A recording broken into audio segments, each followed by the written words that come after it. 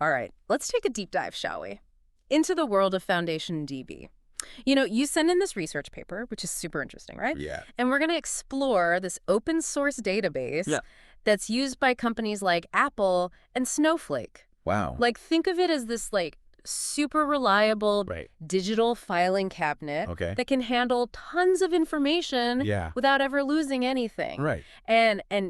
And here's the kicker. It lets many people work with the data at the same time, all without messing things up. Right. Pretty cool, right? It is.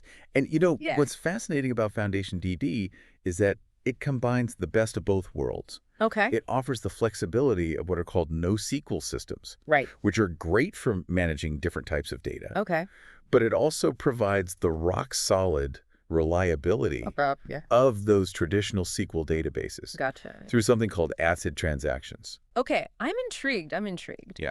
I know databases are essential for pretty much everything these days, Right. but honestly, ACID transactions Huh. sound a bit like chemistry class. Yeah. What's the big deal about them? Oh, boy. And why should I care? That's a great question. Yeah. Imagine you're buying something online. Okay. You enter your payment info, Yeah.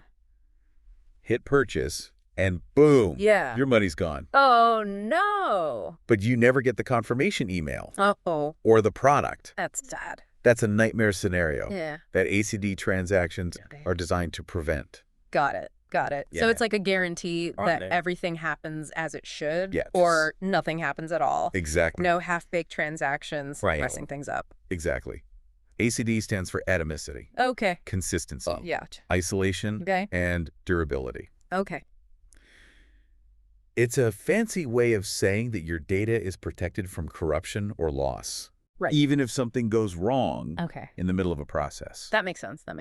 Yeah. And how does FoundationDB fit into all of this? The way FoundationDB is built Okay. is pretty unique. Okay. It uses what's called an unbundled architecture. Unbundled. Okay. Most databases are bundled, All right. meaning that Yeah. data storage, Okay. structure, and the way you access information Right. are all tightly integrated. Okay. So it's like all in one. Right, yeah. Okay. FoundationDB, on the other hand, Gotcha. separates these functions Okay. into independent modules. So it's like taking Yeah. a pre-built cabinet Yeah, and turning it into a modular system. that's a great analogy. Oh, thanks. Yeah, where you can customize the shelves, drawers, Right. and even the locking mechanism. I like it. Okay. Yeah, So this modularity. this modularity is one of the things that uh. makes FoundationDB so flexible. Yeah. And powerful developers have more control over how they use the database Gotcha.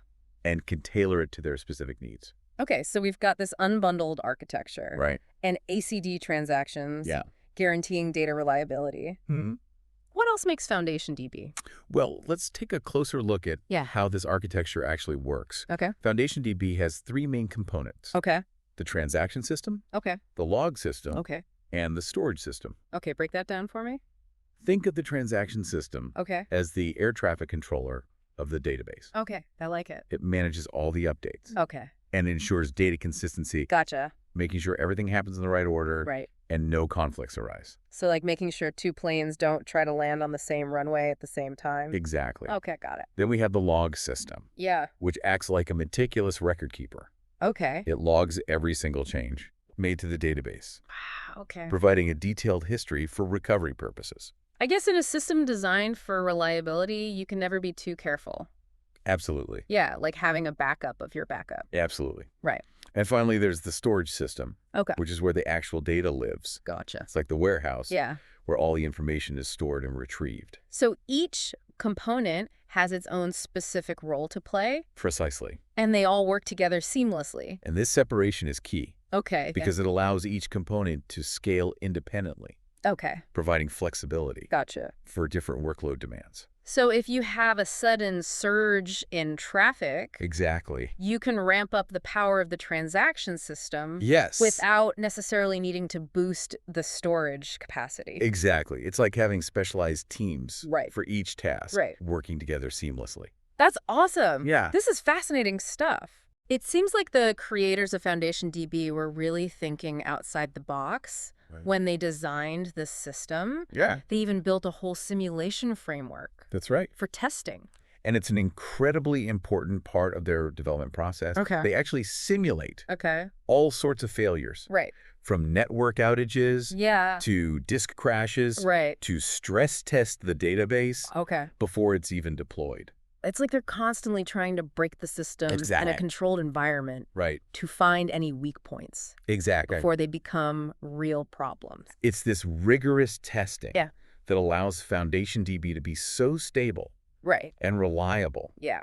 They're not just hoping for the best. Right. They're actively trying to find and fix any potential issues Yeah. before they cause trouble in the real world. Okay. I get it. Yeah. Unbundled architecture. Yeah. ACD transactions. Yeah. Rigorous testing. All of this is about building a database that's super reliable. Right. And can handle a lot of action. Yeah. But how does it actually work in practice? Okay. Walk me through Right. how a transaction happens in FoundationDB. Let's say you're a user making a change to the database. Okay. Like updating your profile information on a website. Okay, yeah. You connect to a proxy, Okay. which is like the front desk of the database. Okay.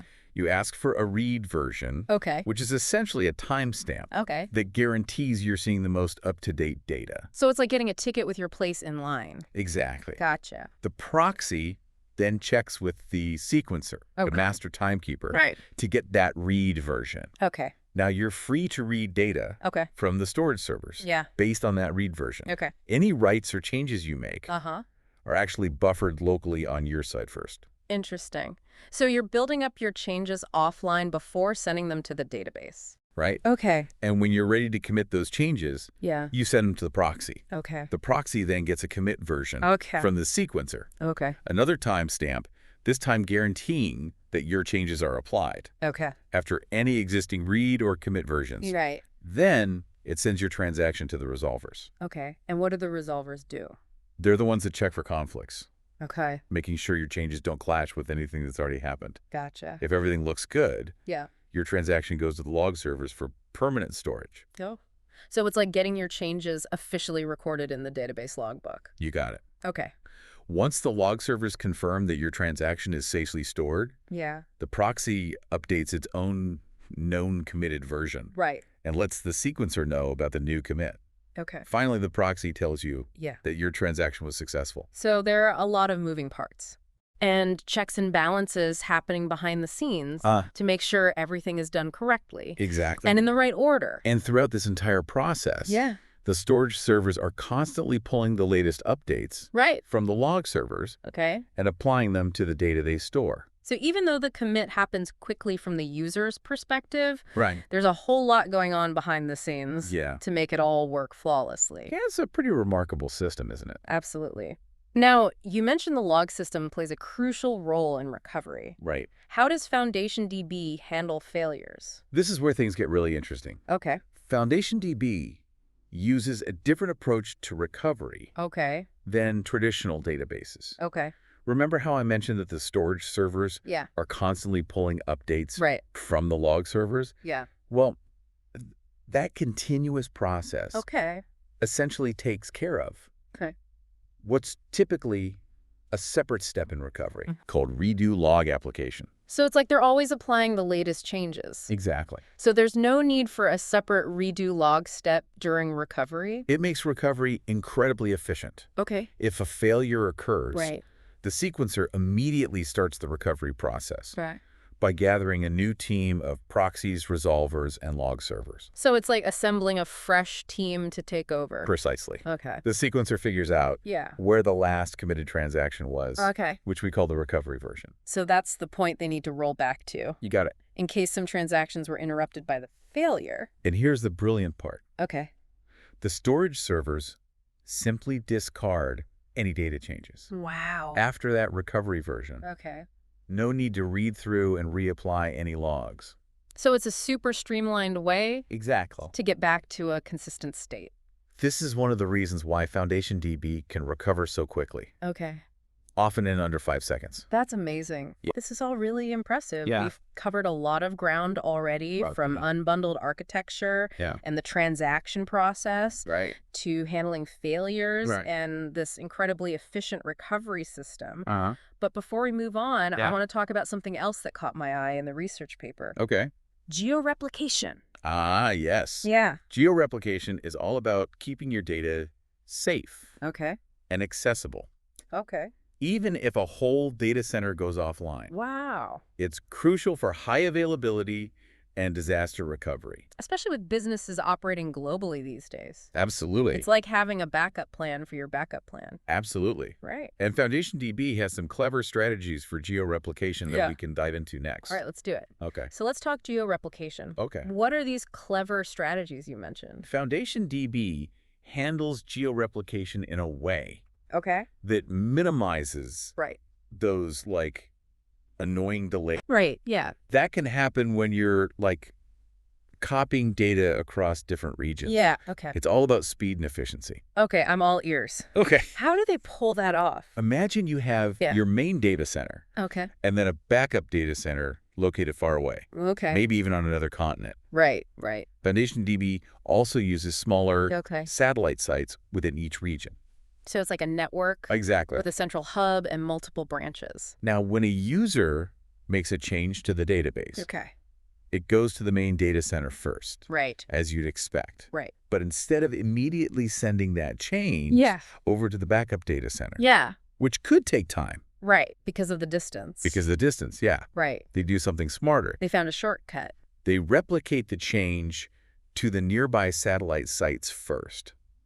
Oh, okay. These sites are much closer. Right. So the data transfer is super fast. That makes sense. Yeah. They secure the data close by Exactly. before sending it on a longer journey. Right. This way. Okay. They don't slow down the user's experience. Gotcha.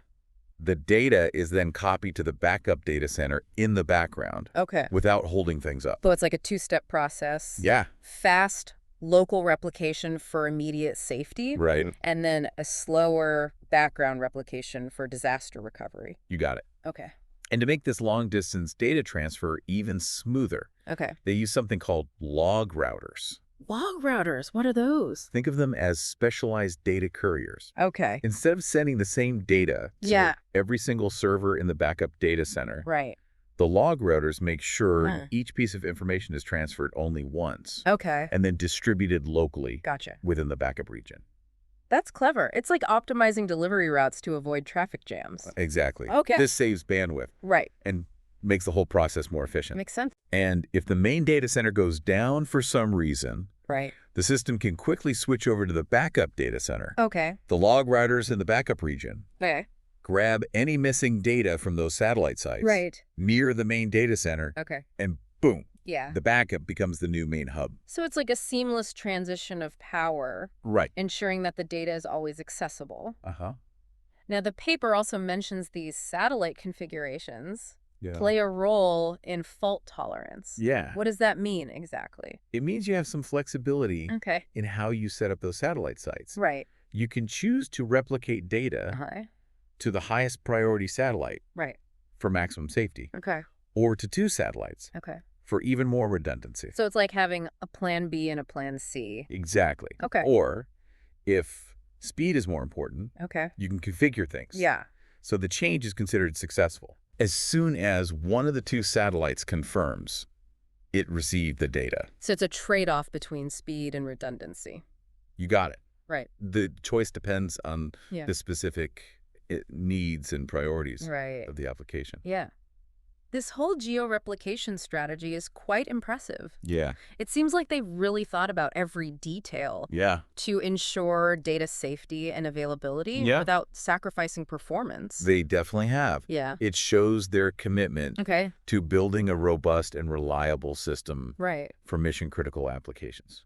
Now, I know we've been diving deep into the technical details, Yeah. but I'm also curious about how FoundationDB performs in the real world. Okay. Does it live up to all the hype? Well, the research paper you provided Yeah. gives us some insights into that. Okay. It includes performance measurements Right. from one of Apple's production clusters, Okay. which handles a massive amount of data. Okay, give me the number. I love seeing how this stuff performs in action. This particular cluster uses 58 machines Wow. spread across 2 data centers and 2 satellite sites. Okay. It stores a whopping 292 terabytes of data. Wow, that's a lot of data. Yeah. How does it handle all that information? Like a pro, Okay. they're seeing an average of 390,000 read operations. Wow. and 138,000 write operations per second. Wow, that's a lot of activity. And what about latency? Okay. How quickly can it process those requests? The average read latency is incredibly fast. Okay. Just 1 millisecond. Wow. Even in the worst-case scenarios, the latency rarely goes above 19 milliseconds. That's blazing fast. What about writes? The average commit latency is around 22 milliseconds, which is still impressive, considering all the replication happening behind the scenes. The worst-case scenarios see latency around 281 milliseconds. But that's to be expected when prioritizing data safety. Yeah. Over raw speed. So it's like they're saying, we'll get your data where it needs to go safely, even if it takes a few extra milliseconds. Precisely. Right. And remember all that talk about fast recovery? Yeah. But this massive cluster experienced only one transaction system recovery. Oh, wow. In August 2020. Okay. And it took just 8.61 seconds to get back online. That's incredible. Like a race car making a pit stop in record time. And this level of availability is critical for services like Apple's Cloud Kit, which relies on FoundationDB to store and manage data for millions of users. So this isn't just some theoretical concept. Yeah. This technology is powering real-world applications at a massive scale. Absolutely. Yeah. These performance and reliability figures are a testament to the innovative design and rigorous testing behind FoundationDB. That makes you wonder if this type of architecture could become the standard for databases in the future? It's certainly a possibility. Yeah. And it's a question worth exploring further. But before we get ahead of ourselves, I'm also curious about its scalability. Can it handle even larger workloads as data volumes and user traffic continue to grow? To answer that, they conducted some rigorous scalability tests in a controlled environment. They used a cluster of 27 powerful machines, each loaded with processing power, memory, and fast SSD disks. Sounds like a pretty serious testing ground. How did FoundationDB perform? They put it through the ringer with a variety of workloads, testing different access patterns and data sizes. The results were very impressive. I'm on the edge of my seat. Tell me more. They found that the write throughput, or the speed at which it could write data, increased almost perfectly in proportion to the number of machines they added. With 24 machines. They achieved a write throughput of 391 millibees per second. That's a significant jump. How about the read throughput? Even better. The read throughput exceeded a whopping 10 gigabeats per second. Wow. With 24 machines. It seems like they've found a way to build a database that can handle almost anything you throw at it. And here's another interesting finding. They discovered that processing multiple operations together as a batch was actually more efficient than handling them one by one. So it's like grouping similar tasks together to streamline the workflow. This highlights the importance of understanding how an application will use the database and then optimizing its configuration accordingly. This scalability testing is really eye-opening. It gives you confidence that FoundationDB can grow alongside your needs and won't become a bottleneck as your application evolves. And they didn't just focus on peak performance. They also studied how the system responds under varying conditions. So they wanted to see if it could maintain speed and efficiency even when things got busy. And what they found was that the average time it took to read data, commit changes, and get those timestamps we talked about remained incredibly stable. Even when the system was handling hundreds of thousands of operations per second. So FoundationDB isn't just about handling massive amounts of data, but doing it quickly and efficiently. Precisely. Even under pressure. All of this performance data is extremely compelling. It makes you wonder if this kind of architecture could become the future of database systems.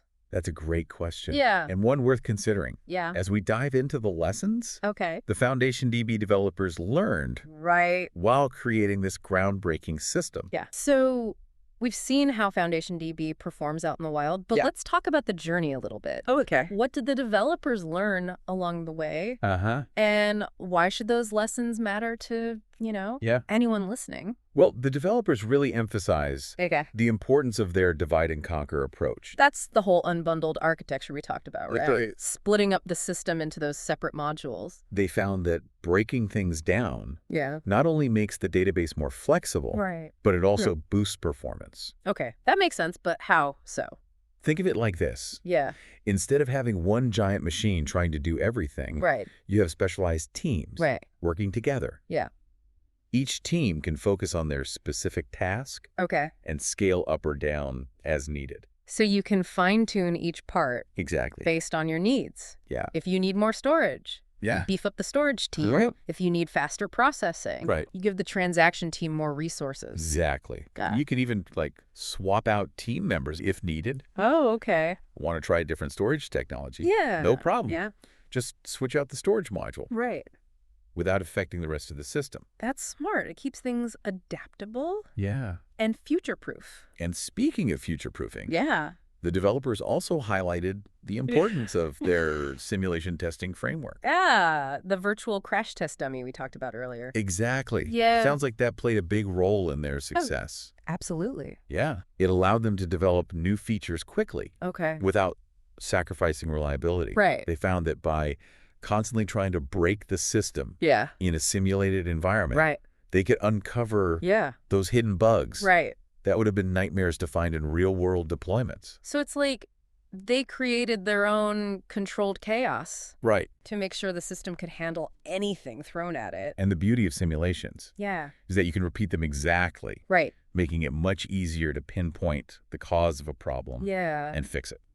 That makes a lot of sense. Yeah. And speaking of fixes, they also discovered that fast recovery not only keeps things running smoothly, but it also makes updates and configuration changes much easier. That's right. Okay. Because the system can bounce back so quickly from a restart. They can upgrade all the components at the same time. Essentially rebooting the entire database in a matter of seconds. That's way faster than the traditional way of doing things. Exactly. Yeah, which can take hours or even days. It simplifies the whole process. Yeah. And reduces the risk of something going wrong during the update. Now, there was one thing that initially seemed a bit odd to me. The 5-second limit on transactions. Yeah. It seemed kind of restrictive at first. Interestingly, the developers found that this constraint actually encourages developers to write better, more efficient code. Okay, I'm listening. How does a time limit make for better code? If a transaction takes longer than 5 seconds, it often means the application is doing something inefficient. Like making lots of individual requests instead of bundling them together. So it acts as a nudge. Exactly. To streamline the code and avoid unnecessary delays. Precisely. Okay. And for those really complex tasks that do take longer, they can often be broken down into smaller chunks that fit within the 5-second window. So it encourages a more modular approach to coding. Exactly. Which aligns perfectly with the database's overall architecture. It's all about finding the most efficient and reliable way to get things done. This whole deep dive has been incredibly insightful. Yeah, it has. We've uncovered the key concepts behind FoundationDB, explored its real-world performance, and even learned from the developers' experiences along the way. Absolutely. It's clear they've created a system that's robust, scalable, and surprisingly developer-friendly. It is. So, as we wrap things up, I have a question for you, the listener. Okay. Do you think this kind of approach, with its focus on modularity and resilience, could become the norm for database systems in the future? What other industries or applications could benefit from this kind of thinking? It's a fascinating question. It is. And I encourage you to explore it further. The world of database technology is always evolving. Absolutely. And FoundationDB is undoubtedly pushing the boundaries. If you're interested in learning more, check out the FoundationDB website and dive into the open source code. Great resource. It's a great resource for anyone. Curious about the future of data management? It is. Until next time, happy diving.